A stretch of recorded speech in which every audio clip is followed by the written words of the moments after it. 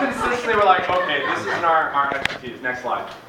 And then we basically said, all right, there's a lot we can learn from basically partnering with people who already make soap, using contract manufacturers, learning from that, learning about price points, learning about distribution, learning about brokerage. I had no idea about what I was doing.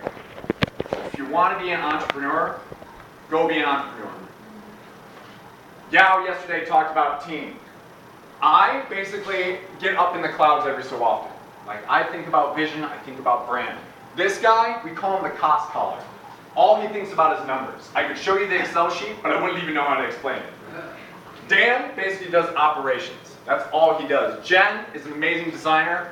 Jordan is basically amazing with development. Same thing with Stephanie, Ian, Tori, and there's 5 other people not listed on here. Complement your weaknesses. So, just a side note, this is all my personal life experiences. So what I'm sharing you isn't like, from down on high truth. This is just what I experienced, so please take that with a grain of salt. A team will either make you win, or will make you fail. And, could you go to the next slide? Basically, this is my baby. I love it, I care for it, I put in, as Yao said, like those 40-hour work days that is actually physically impossible, but if you care about something that much, you need to find the people, a part of your team, that are willing to go hell and back, and then again, and then again, and are willing to put up with your really strange idiosyncrasies and all that type of stuff.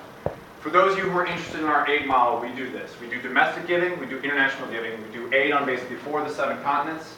We're trying to make as much of an impact as possible. I've heard from tons of you guys that you know people, or do it yourselves, or have public partnerships. I want to talk to you, because I want to increase what we do, and I want to do it right. If you want to know about funding, about leading a seed round, about moving to Series A, I'd love to talk to you. We did everything wrong, and I would like to basically tell you so that you don't have to go through that. Hardest money in is the first money in. If you get that lead investor that really believes in you, thank you. Is it okay if I just go a little bit longer, guys? Yeah. Is that? Where is it? Is that okay? First money in is always the hardest. You just need to find that one person that believes in you. Look, soap company, there are hundreds of soap companies. There's nothing special else besides our aid. Seed investors don't invest in your company, they invest in you. So really, you have to find that person that's going to go out and be like, hey, I'm going to rep these guys. It could be a family friend. It could be someone who basically you jazz hand the crap out of. You're just like, I love you, I love you, I love you, I love you, I love you. I'm doing 5 times a day. Like, I won't go away. Like, legitimately, find that lead investor that will rep you non-stop. Because that's how you continue to build. Next slide. Operations. No idea. Still no idea about how to do brokerage or like shelving or Safeway to Kroger to Whole Foods to Costco, anything. Like I said, you find out through basically blowing your leg off. You're just like, oh, we're just going to go to Whole Foods and my leg. Oh. You just consistently, okay, so we had no idea what we were doing. We went into a Whole Foods store and we're like, we want to be shelved at these stores. And they were just like, who are you? And we're just like, I made this soap in my basement. And they're like, security. So then legitimately, so I was doing Teach in America, and recently we just went full-time on this about 6 months ago. But we went into Whole Foods about 2 years ago. They said no. And then they emailed us and said no. And then they emailed us in big bold. I printed this email and stuck it on my wall. In big bold letters of like, please leave us alone. The guy who makes the soap in the basement needs to go away. We just kept going. And we just kept showing up again and again and again and again and again until finally they're just like, we'll give you 1 store. You have 1 store, and if you sell out, then we'll consider you doing another store. We legitimately did, from the moment the store opened till they closed, demos. And people don't demo soap, right? So like, I have little kids run up and take a little sample and they're like, cheese!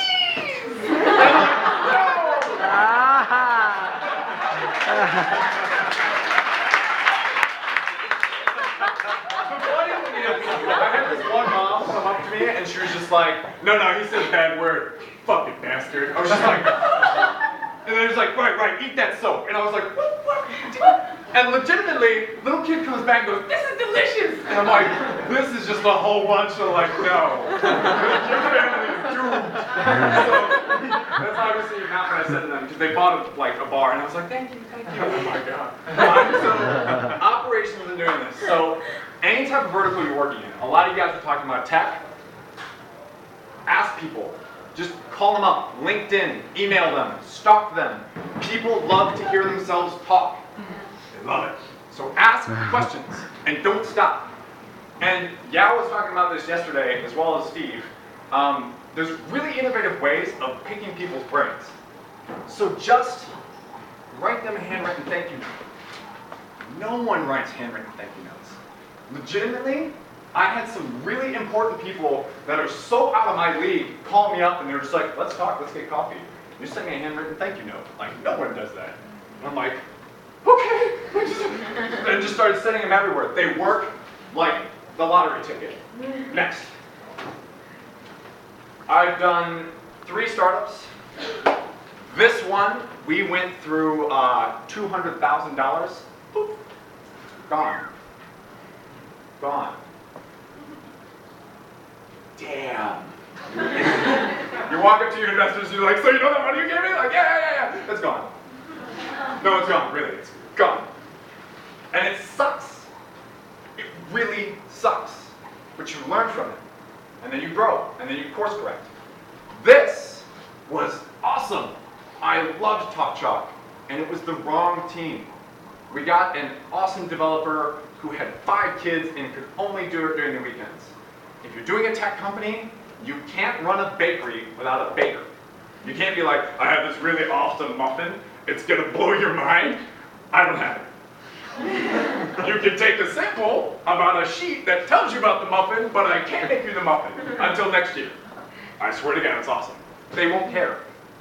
Like, if you're going to do something, and this goes back to what we were talking about yesterday, you need the expertise to do it. Sorry for continuing to go on. I know there's lunch over there. I've seen some of those eyes like that. Next. I want to help. I had so many people give me time, energy, anything to get me through that door. You will hear 1,000 no's until you hear the one yes that makes all the difference. And then you start it all over again. Questions? Yes? Thanks for coming in. I have 2 questions. So the first one is, how do you decide where to distribute the soaps? And then the second one is, once it gets there, how do you ensure that these donated soaps are actually used? And the reason I ask is because I've been to a lot of countries where there have been handouts and then sit in a corner, and especially because hand washing takes extra time, and if someone's not in the habit of doing it or don't understand why, they might not. Right. So to address that question, there's really the problem, which the problem isn't always access. Sometimes there's a soap maker there and the culture isn't built around the importance of hand washing. So a lot of those times we'll actually take in soap and be like, okay, we're going to focus on education. And we focus on orphanages where the soap would not reach anyways. So a lot of things that we're building out, and this isn't built yet, but we are building this out, is we want to pay local soap makers to make the soap and then to donate to places that didn't have the money to begin with to pay for it. So that's kind of there's a lot of criticism, and rightfully so, of one-for-one models where like the road to hell is paved with good intentions. Thank you. Where you just show up and you're like, we're saviors, here's the soap. And then like, you're like, back to selling. Like we don't do that. So we work with as big as UNICEF, and we work with as small as like community groups and church groups. We do a transparency study to make sure they're doing what they're saying, and we require pictures back like this. If we don't do it ourselves, like we work domestically in homeless shelters, women and children abuse homes, we work with food pantries sometimes, like that's the domestic side. Usually we can do that. Internationally, it's making sure that transparency is done. Yes? Have you ever had any criticism about your packaging? I mean, this might just be me because I know, I guess you're trying to get the message exactly across, right. but I actually feel slightly uncomfortable looking at the box. We do too. This is one of those things where you fail and you're like, this is a good idea. It's not. And then you basically course correct. The question he asked was, packaging, slightly racist? Yes? Yeah. Yeah, and we regret it. Now, here's the thing, right? So, talking about love, my previous girlfriend, we were on and off for like 5 years. I don't remember her goodness. But anyways, was African American. So oftentimes when I was at like the family reunion, I was like, I come in peace. Like, how you do? So a lot of those things where when we talk about, you know, what is the message? How do you get that message across without offending anyone?